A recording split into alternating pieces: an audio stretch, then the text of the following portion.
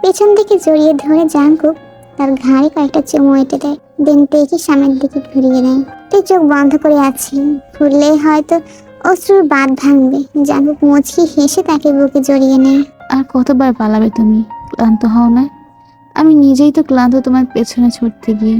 কি এমন হয়েছে যার জন্য আমার থেকে হয়ে পালিয়ে থাকতে চাচ্ছ? কি হয়েছে তে? শেষ।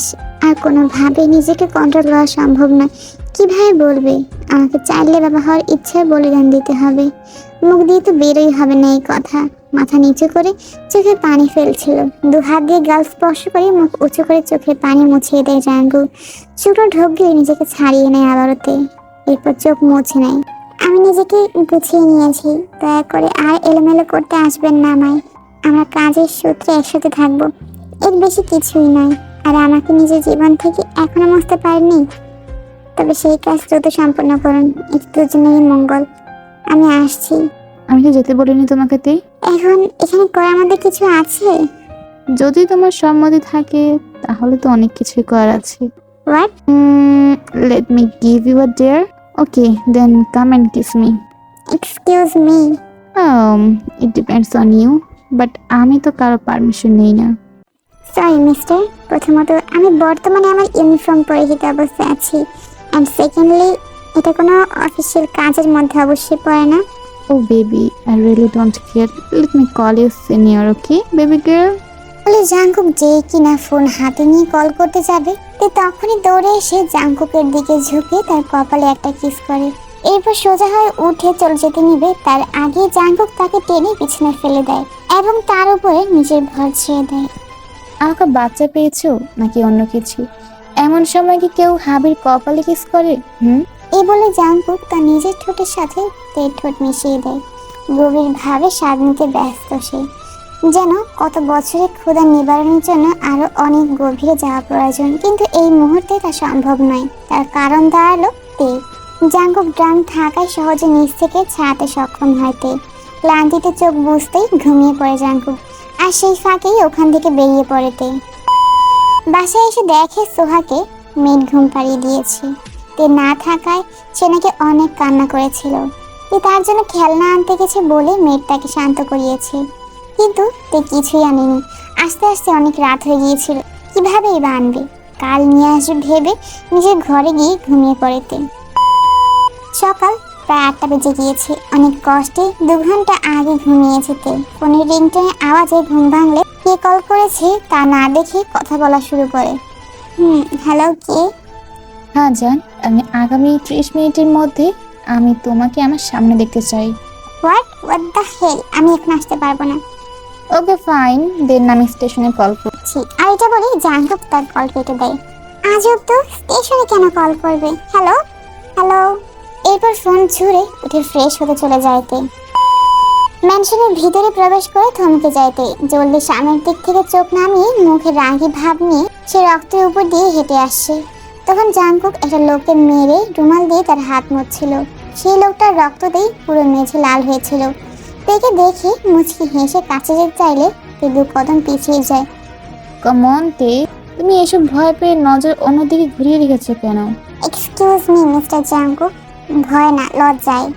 একজন আইনের কর্মকর্তা হয়ে চোখের সামনে অন্যায় দেখছি, এর থেকে লজ্জাজনক বিষয় আর কিছু আছে বলে তো এই মুহূর্তে আমার মনে হচ্ছে না। বুঝলাম, বাট আমার কাজ যা তা না করলে কি হবে বলো? কথা না বাড়িয়ে বলুন আমাকে কেন ডেকেছেন? তা এভাবে মুখ ফুলিয়ে রাখলে তো হিতে বিপরীত হবে জান।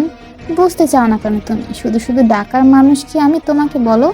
কেসটা সলভ করতে হবে আমাদের। কাল সকালে আমরা ইন্ডিয়া যাচ্ছি, so be ready. That's it? এখন আর কোনো কাজ আছে আমার? অবশ্যই, কিন্তু সবার আগে ইউনিফর্মটা চেঞ্জ করবে তুমি। আর কোনো জামা কাপড় নেই নাকি তোমার? এটা পরে আসবে না আর কোনোদিন আমার সামনে। আচ্ছা চলো এখন। দিন জাংকুক তের হাত ধরলে ভ্রু কুচকে তাকাইতে তার সেই দিকে পা বাড়িয়েছে কেন জাংকুক? উপরে গিয়ে কি হয়ে ড্রেস করবে তে?